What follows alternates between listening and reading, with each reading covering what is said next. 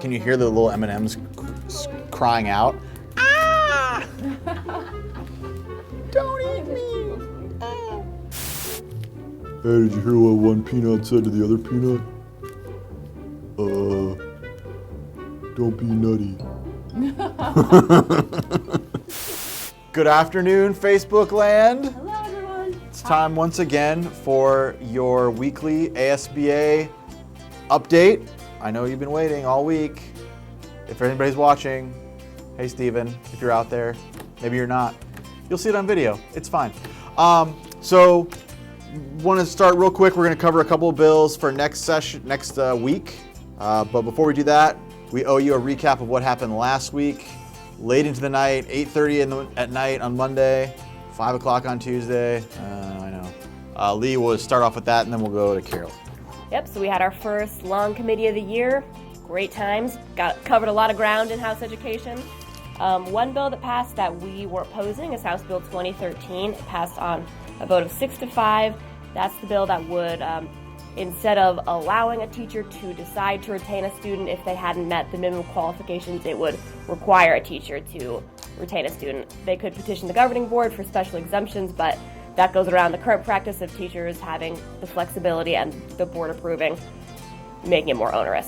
So we oppose that. We think it's teachers should have the flexibility to decide based on their students' individual circumstances whether that makes sense for their students or not. On the plus side, HCR 2001 passed out unanimously. That was the, there was one no vote. I take that back. Bardo voted no on it.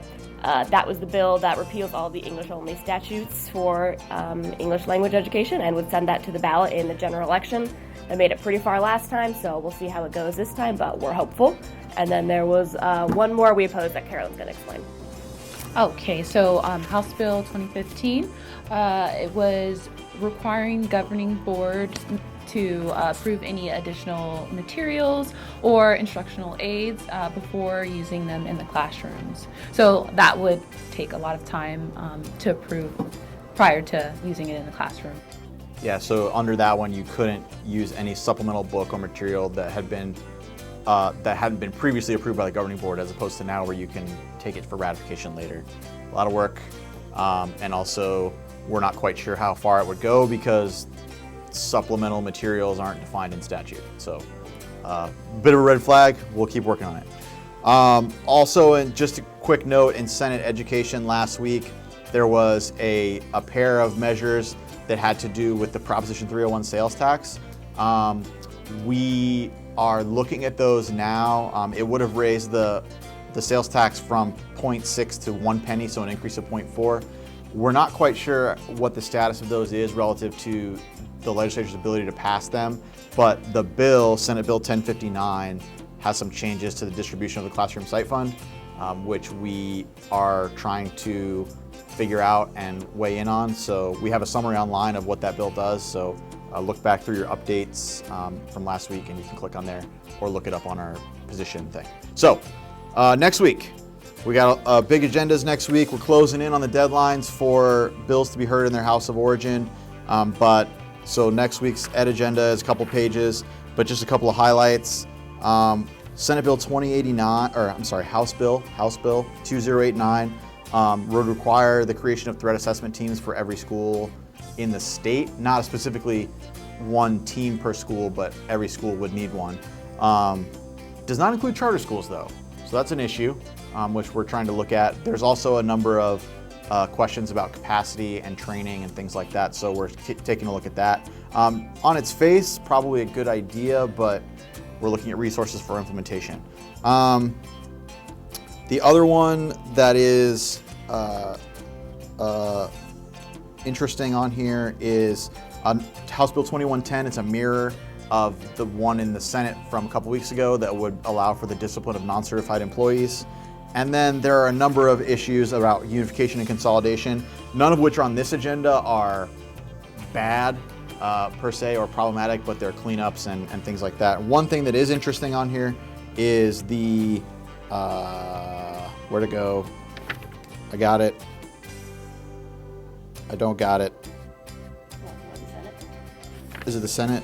The consolidation stuff, or the not that one, the grant program. Oh, that's in the house. Right, I'm looking for it right now. I can't find it. Where'd it go? I'm looking here, people. This is live TV. I lost it. There it is, 2111, 2111. It would allow for grants to county school superintendents to consolidate services for smaller school districts. So we're excited about that. And then in the Senate, real quick, shorter agenda. We have one bill about, Mingus Union is really in Cottonwood and Clark Dales Rome are the districts that are engaged in this issue, but it would change the majority vote requirement for consolidation elections or unification elections, and we are not in support of that. We've always said that every district needs to pass it, and we stand by that, so we're going to be opposed to that one. The other one, Senate Bill 1146, has to do with seizure management, so students who have a seizure disorder and how school districts would deal with that. We have some questions about that. So we're going to be continuing. It would basically require that a school district abide by a plan that was approved by the student's doctor as opposed as how their seizures would be treated. But so it's got big liability issues and things like that. So we're looking at it. And then finally, one we're absolutely opposed to, Senate Bill 1224, which would allow the use of a voucher, an empowerment scholarship account voucher, at a school outside Arizona if the student and the school were both on tribal land. So it has to do with this issue that came up last year up in northeastern Arizona around the New Mexico border. Still don't support the use of public funds to attend private school, period, and especially not in schools that are not in Arizona. So, big stuff. So, big week coming up. This is how it's going to be, I think, as we get closer to February 27th, February 15th. The agendas will get longer as we continue to get up against that deadline. So, a lot of bills out there, but stay up to date with our updates. We have the website, trying to make things easy for you. If you have any questions, email Carolyn. She has all the answers. Don't bother me with them. I don't know what I'm talking about. So, hope you have a good weekend, and we'll see you next Friday. Bye.